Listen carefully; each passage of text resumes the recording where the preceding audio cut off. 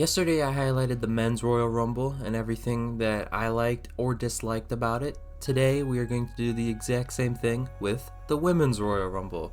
And let me tell you, this Rumble has been met with a lot, and I mean a lot, of negative reviews. I was going to say mixed reviews, but no, it's not really mixed, it's really negative. And I am going to explain why people are giving it a negative review, and I'm going to explain why I don't think it should be getting negative reviews. Let's get into it.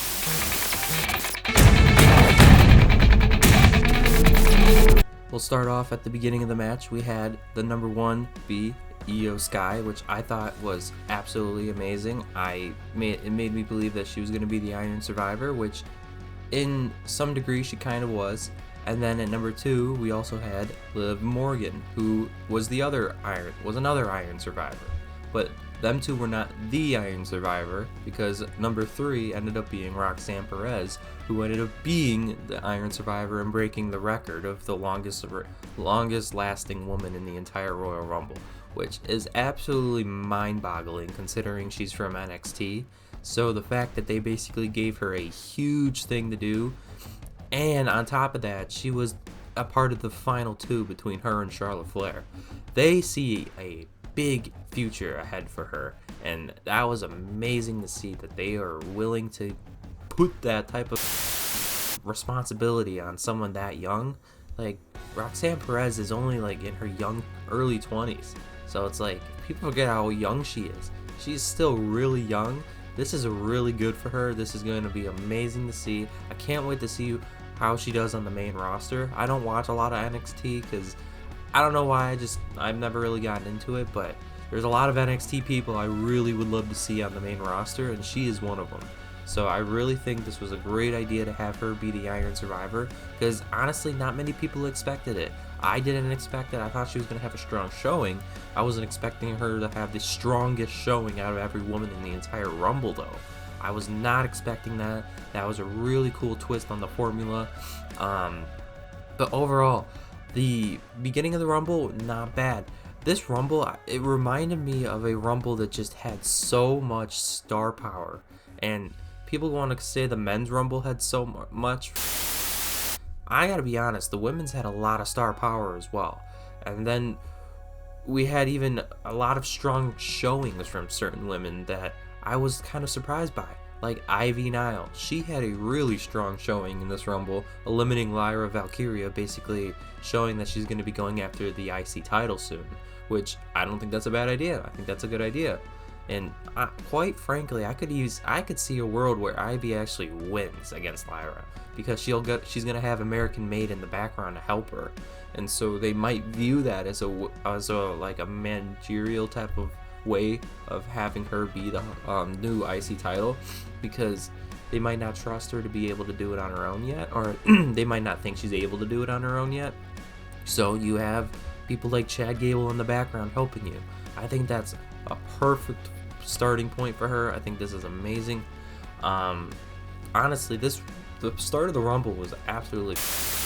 And we get to the magical number 21 position, and thank God she finally returned. After 2 long years, Alexa Bliss returned, and she didn't have the strongest of showings, but from what I have seen, she basically signed her new contract the morning of, so Saturday morning, and then she flew out and entered the Rumble Saturday night. So yeah, they didn't have a lot of time for her to get ready, and honestly, apparently this was supposed to be Shotzi's spot in the Rumble, and then they gave it to Alexa Bliss. But you guys got to remember that they probably didn't change any way that Shotzi was gonna look in the Rumble for Alexa Bliss or whatever. So I'm sure that Liv Morgan eliminating her, that might have been new. They might have had that come up right at the end. But strong showing or not, it was just great to see her again. It's great to see that it looks like she's going to be involved with the Wyatt Six going forward. Hopefully that helps the Wyatt Six in a sense, because oh my god, do they need help. They really need some help. They have been bad. they have just been bad. They have not been good. Granted, one of them I heard is dealing with an injury behind the scenes, so that's kind of why they've been off TV for a little while, but doesn't matter, man. They have just been not good. We barely see them, and when we do see them, it feels very lackluster. So hopefully Alexa Bliss going to them is going to help them out a lot.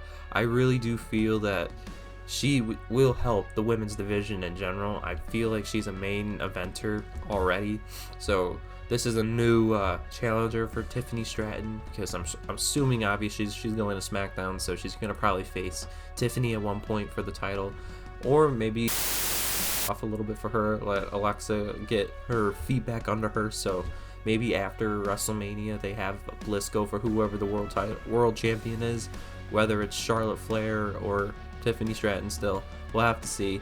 And that's even, of course, if Charlotte Flair decides to go after Tiffany, which I think she should, but we'll have to see.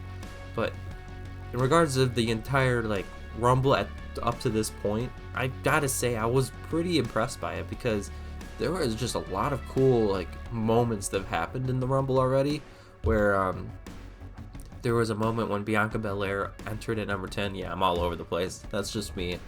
Bianca Belair came in at number 10, and then she had a spot where she basically did 5 moonsaults off the top rope, and to whatchamacallit, prevent getting hit by someone. So that was pretty cool. There was just like that where they just gave some people some moments to shine, and it was just good to see. There was a lot of NXT talent. The only shit part about the Rumble was when PFC entered. Yeah, no one likes PFC. PFC is in the... But other than that, I really do believe that this Rumble was really, really good. So let's keep moving.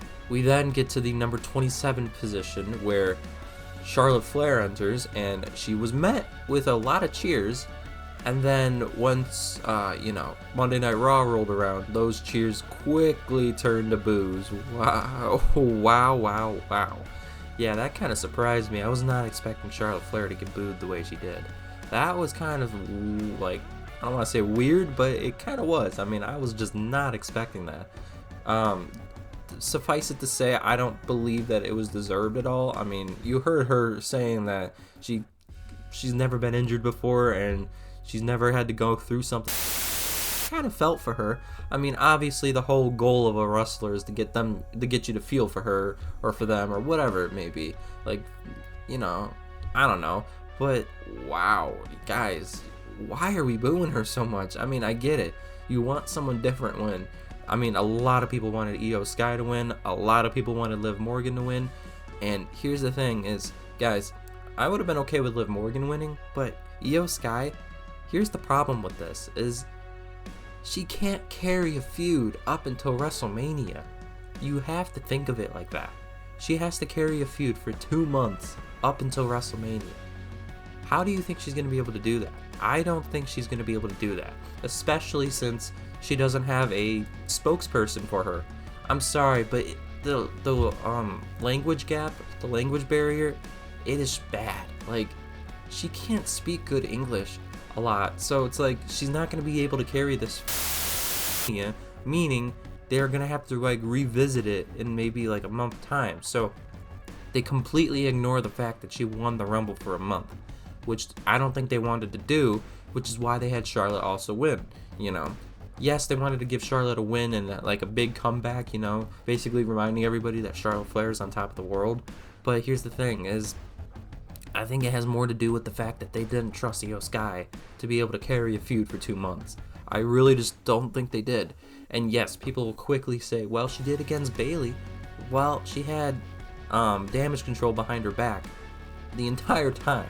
So that doesn't count. Damage control was helping her out for the majority of that. And if I remember correctly, there was not as much talking as you would think. Nowadays, there was so much more talking. So it's she would have to carry a feud with Rhea, which, yeah, don't even get me started with Rhea. I don't know what has gone on with her, but she cannot talk. Ever since she left Judgment Day, she just cannot talk. Every single time that I have to listen to her on the mic, it's the same old crap, and it's just not good. I don't know what it is. And maybe it's just simply because she's not a heel anymore. I don't know. she needs to go back to being a heel. And that's the other thing, is Io Sky is a face right now. I don't think people want to boo Io Sky. So it would make no sense to have a face versus a face at a Rumble, you know? I don't think they were begging on Charlotte Flair getting booed the way she did, but at the same time, that has helped set up a heel Charlotte Flair for Tiffany Stratton to go against. That is just going to be amazing to see. I mean, seriously, Charlotte Flair as a heel is phenomenal. So they just got to do that and roll with it. Yes, it might not have been the reaction Charlotte Flair was looking for, but oh my god, she needs to just go with it because, wow, that was some heat that not many women get anymore. So it was just good to see that she was, when she was giving, just going along with it, you know, she was kind of just feeding off of it a little bit better. Yes, it kind of hit her at first, you know, she was kind of shocked by it, you could tell, but she's a pro, she's a professional, she knows how to keep it going, she knows how to just feed off the crowd and make them even more angry at her, and that's what she did. You know, I think she was going out there thinking that she was going to be a face, and then she had to quickly change on the fly and turn into a heel a little bit, which I thought was phenomenal. I think that whole promo was basically gauging crowd reaction. That was probably the whole point of that promo for her. They told her, go out there and see if the crowd boos you or if they cheer you. If they boo you, turn into a heel. If they cheer you, turn into a face, you know? Simple as that. They probably just told her to do that. Same thing with Jey Uso. They probably told him to do the same thing. So Jey Uso is obviously going to be a face. They didn't boo him at all. I don't even see a world where Jey Uso is a heel. And Jey Uso being a heel, I feel like, is in his past. That is long behind him, it feels like. But yeah, Charlotte Flair entering in number 27, and if I remember correctly, she didn't have that great of a showing either, you know. But I think she eliminated a few people, but not too many people. But we get to the number, I think it was 29 position when Nia Jax enters, and yeah, that's a whole different story. Nia Jax basically cleaned house. I mean, she eliminated, I think, 8 people in like 1 second. I mean, she knocked everybody off that apron at that moment. And here's the thing, I kind of have a problem with that because it did not look very good when it happened. And obviously they just wanted to make Nia Jax look dominant, but this is what happens in every single Rumble. They give Nia Jax a spot like this where she starts dumping so many people over the top rope, and then they have a square off where she's in the middle of the ring, and then ring circles her, and they all try to attack her at once, and then she fends them all off.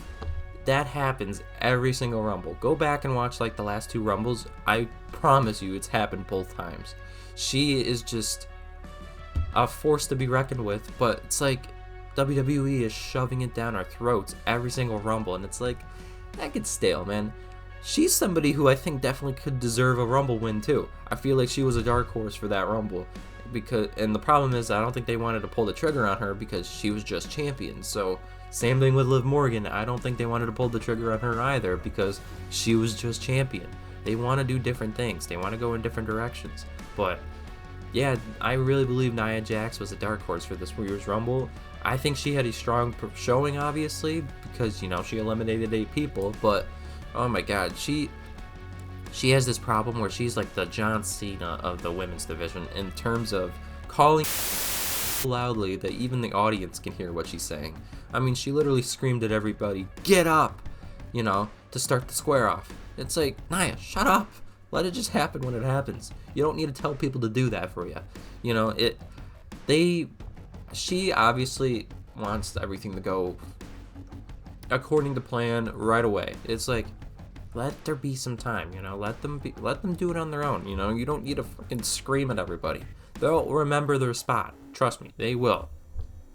And then at number 30, we had the returning Nikki Bella that for some reason got a huge pop. I don't know why. I'm sorry, people. For all you guys who like Nikki Bella out there, I don't know why you do. She is not good. She's just not. I'm not a fan of Nikki Bella. I've never been a fan of Nikki Bella. You know, I feel like the place would have gone absolutely berserk if it was AJ Lee, but no, instead we got Nikki Bella. And crowd reactions to it, oh my god, it's pretty funny. From the people who were actually there, some people were just like, oh, yeah. it was a lackluster return to say the least. And you know what? Good for her to return and all that, but it's like there were better people left to return. You know, Jade Cargill still not back yet. She's in the Performance Center training to get ready to come back, but it's like she was another one people wanted to see return. Instead we got Nikki Bella, and that I guess it is what it is. I'm not even sure she's going to be returning full time. That might have just been a surprise return for one night only. That we haven't heard anything in that department, if she's like doing a full-time return or if she's just doing that. I don't know. At this point I feel like we probably would have seen her by now. I feel like she would have been on the Raw roster. If she's on SmackDown tonight, I'll be surprised. Yeah, I don't know. I heard Alexa Bliss is supposed to be on SmackDown tonight, so that'll be fun. But Nikki Bella, I don't know, man. If she's on, great. If she isn't, fantastic. Because I don't know if I really want to see her. And yeah, I don't know. The Rumble was had a little bit moments of having a little bit of whatchamacallit, like being a little bit spotty, where it just didn't look like it flowed properly. And a big telltale sign of that is when Nia Jax eliminated 8 people on the outside of the ring. That was very like spotty. That didn't look very good at all. And then Liv Morgan eliminating Alexa Bliss on the outside of the ring. That was good because obviously that sets up a feud for the future for them. But Alexa Bliss is now on the Smackdown brand, so that feud ain't going to happen anytime soon. Which is unfortunate. Of course, that's unfortunate because it's like them two would have put a piece of a feud. But, you know, it is what it is. And in terms of another return people have been hoping for is Becky Lynch. Where is she at? We didn't get a Becky Lynch return at all.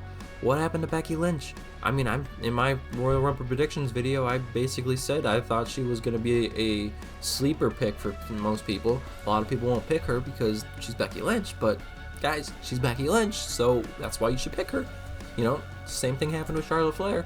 You know, people who didn't want to pick Charlotte Flair, but here we are. Charlotte Flair won. Guys, I don't know. I enjoyed both Rumbles, truthfully. I had no problem with either winner because, again, Charlotte Flair, anything she touches is just magic. I really believe that she is just truly the greatest woman wrestler of all time. She understands every aspect of the business. She can do amazing in the ring. She's done it in the past. She's been a part of the best of all time, and that being Charlotte Flair versus Rhea Ripley at WrestleMania 39. I still believe that it is the best women's match of all time. And guys, she is just so good at what she does. I mean, she turned your guys' boos into great heel work. She wasn't expecting the boos, so she turned it into great heel work. I don't think a lot of people can do that to this day. You know, if the same thing happened to Rhea, I'm sure Rhea would have gotten overwhelmed. She probably wouldn't know what to do. I mean, seriously, because she probably was told to be a face, or she would be told to be a face, because everybody would think she'd get cheered and then she would get booed. Yeah, I'm telling you, Charlotte turned it into magic, and I don't think a lot of women really can. So, guys, please tell me down below why you guys are not happy with Charlotte Flair winning. I get wanting somebody different, but you gotta be honest with yourself. Do you really think Io Sky could carry a feud for 2 months? I don't. Have Io Sky win the chamber. She's not in the chamber because of Liv Morgan, which we can get into that another day. Don't even get me started with that. I was already annoyed when I saw that happen, but yeah, that's for another day. Please tell me down below who you think should have won outside of Io Sky, and tell me why you're not happy about Charlotte Flair winning, because honestly, I really would love to know why. And maybe you guys can convince me to be actually upset about it. I have no idea, but well, we'll just have to see what you guys come up with. So please leave your thoughts and comments down below, and until next time, see ya.